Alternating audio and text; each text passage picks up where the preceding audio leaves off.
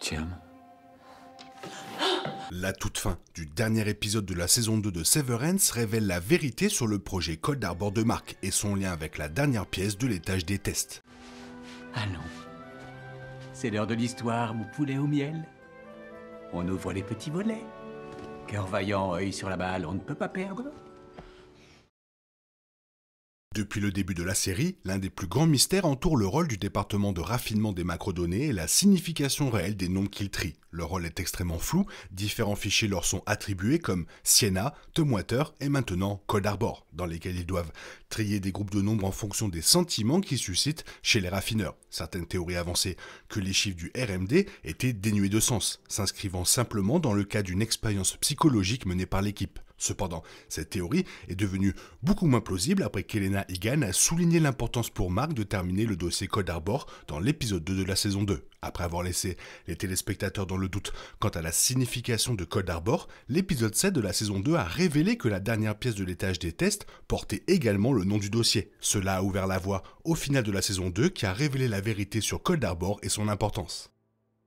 Alors que Mark triait des nombres dans différentes cases sur son ordinateur à la fin de l'épisode 1 de la saison 2, il a été révélé que le fichier sur lequel il travaillait s'appelait Cold Harbor. Toutefois, il ne ressemblait à aucun fichier que Severance avait montré aux téléspectateurs. La scène finale de l'épisode a confirmé que le travail de Mark sur ce fichier était directement lié à Gemma. À la fin de la saison 1, Madame Kazé a été retirée du service de bien-être et envoyée à l'étage des tests par Madame Cobel sans que la raison de ces deux décisions ne soit révélée. Madame Kazé est restée absente de l'étage dissocié presque tout au long de la saison 2, mais son apparition à la fin de l'épisode 1 a révélé qu'elle était toujours détenue à l'humaine et soumise à des expériences. Comme Madame Kazé était une employée à temps partiel et que l'humaine avait simulé la mort de son ex-terre, Gemma, il semblait que le fichier Cold Harbor était destiné à lui donner un nouveau but. Cependant, l'épisode 7 de la saison 2 a finalement confirmé que Gemma était retenue dans l'étage des tests de l'humaine, où le nom de chaque pièce de test correspondait à celui d'un dossier sur lequel Mark avait travaillé. L'épisode montre également qu'à chaque fois que Gemma entrait dans une salle de test,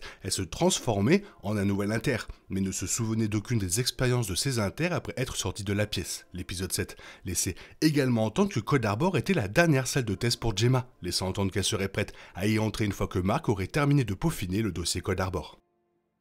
Un élément crucial du dossier Cold Harbor révélé par les membres de la famille Egan dans l'épisode 2 de la saison 2 était que seul Mark pouvait le compléter correctement. C'est l'une des principales raisons pour lesquelles l'humaine n'a pas licencié Mark après le soulèvement des macrodonnées. Mais a tout de même laissé partir Dylan et Irving, l'humaine avait besoin de Mark. Précisément pour terminer le dossier Cold Harbor, ce qui ne pouvait s'expliquer que par le fait que son ex-terre était le mari de Gemma. L'épisode 7 de la saison 2 confirme que Mark travaillait effectivement sur Gemma en affinant ses inters grâce aux chiffres RMD. D'après le livret d'orientation du raffineur des macrodonnées, paru dans The Lexington Letter, les employés du RMD doivent classer la multitude de chiffres affichés sur leur écran en 4 catégories, basées sur les 4 humeurs de Kir, en fonction de ce qu'ils ressentent. WO, FC, DR et MA. Le bas de leur écran comporte 4 cases qui doivent être remplies uniformément avec les 4 groupes de chiffres jusqu'à ce que la barre de progression atteigne 100%. À chaque nouveau fichier, Mark trie, sans le savoir, les 4 humeurs de Gemma pour créer une toute nouvelle version d'elle-même. La lettre de Lexington révèle également que l'humaine omet intentionnellement d'informer les agents du RMD du véritable objectif de leur travail, car cela pourrait potentiellement inhiber leur intuition naturelle. Puisque Mark avait toujours travaillé sur le cerveau de la femme de son ex-terre, il est logique qu'il avait facilement terminé son premier dossier et obtenu son coup de chance de première année. Dans le dernier épisode de la saison 2, Cobel cite également explicitement que les nombres sont les éléments constitutifs de l'esprit de Gemma et servent de porte d'entrée à son cerveau, ce qui confirme que Mark affinait les inters de Gemma grâce au RMD.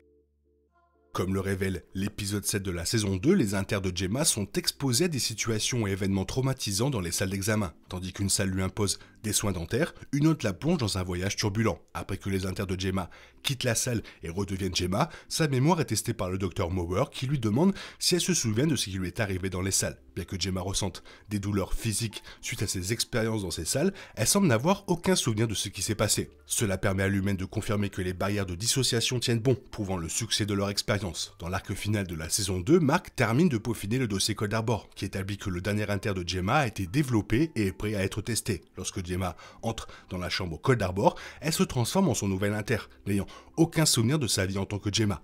Pour s'assurer que le nouvel inter ne se souvienne de rien de sa vie en dehors de la chambre, l'humaine lui fait revivre le souvenir le plus traumatisant de Gemma, sa grossesse ratée et la réaction de Mark. Un flashback dans l'épisode 7 de la saison 2 révèle que Mark était frustré d'apprendre que lui et Gemma n'auraient peut-être jamais d'enfant. Il a déversé sa colère sur un berceau qu'il avait acheté, tandis que Gemma n'entendait que le vacarme provenant de cette pièce. Le dernier inter de Gemma démonte le même berceau dans la chambre Cold Harbor sans montrer le moins de signe de détresse, confirmant qu'elle ne conserve aucun souvenir de la vie de son exter. Cela prouve à l'humaine que les barrières de dissociation tiennent bon, même lorsqu'un individu est confronté à certains de ses souvenirs les plus traumatisants. Bien que le véritable objectif de l'humaine reste obscur, il semble avoir créé la technologie et utilisé le projet Cold Harbor pour la tester car ils espèrent un jour libérer les humains de toute souffrance. Grâce à cette même technologie, d'autres peuvent également créer des inters alternatifs et éviter de vivre des situations désagréables. Lorsque Cobell révèle la vérité à Mark sur ses fichiers RMD dans le dernier épisode de la saison 2, il se souvient avoir travaillé sur 24 fichiers, Cold Harbor étant le 25e. Il les réalise alors qu'il a créé 24 inters différents pour Gemma et qu'il en créera un autre après avoir terminé le dossier Cold Harbor. La saison 2 n'explique pas l'origine des noms des fichiers et des salles de l'étage des tests, cependant, il semble évident que chaque salle porte le nom d'une ville réelle. Voici tous les noms de fichiers RMD révélés par Severance pour Mark: Allentown, Trinity, Todos Santos, Astoria, Coleman, Wensboro, Cork, Mold, Cairns, Bado, Culpeper, Bellingham, Billings, Yakima, Dranesville, Merida, Vilnius, Rhodes, Lucknow, Loveland, Wellington, Saint-Pierre, Zurich, Sopchopi et bien sûr Cold Harbor. Il est très intéressant de noter que chacune des villes mentionnées est reliée à une source d'eau importante, ce qui semble correspondre à l'accent visuel constant mis par Severance sur l'eau. Si seul le temps nous dira comment le nom des fichiers RMD et les salles de test correspondent, s'inscrivent dans l'objectif principal de l'humaine, il est difficile de ne pas supposer que, dans le cas de ce projet, l'humaine envisage d'utiliser l'eau comme un outil pour accomplir un acte sinistre.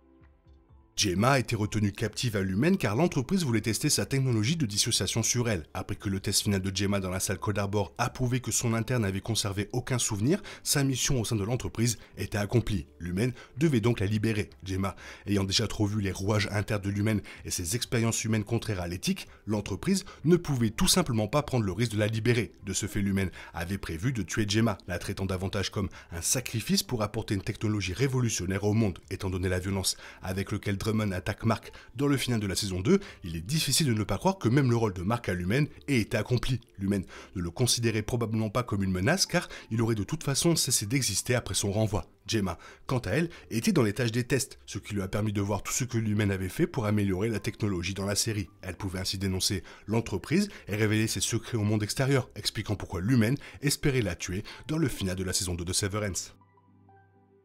C'est assez cool d'avoir pas mal d'explications sur Cold Harbor, mais il y a encore pas mal de choses à explorer, que je ferai dans une autre vidéo, vous inquiétez pas, je vous partagerai le lien sur la chaîne principale. Sinon, toi, qu'est-ce que tu en penses? Fais-moi part de ton avis dans la zone commentaire, et sinon, comme d'habitude, bisous bisous, bye bye. Il est impossible de compter sur les autres de nos jours, on est obligé de tout faire soi-même. Je me trompe? Rien de grave, j'avais tout prévu. Où va le monde, je vous le demande.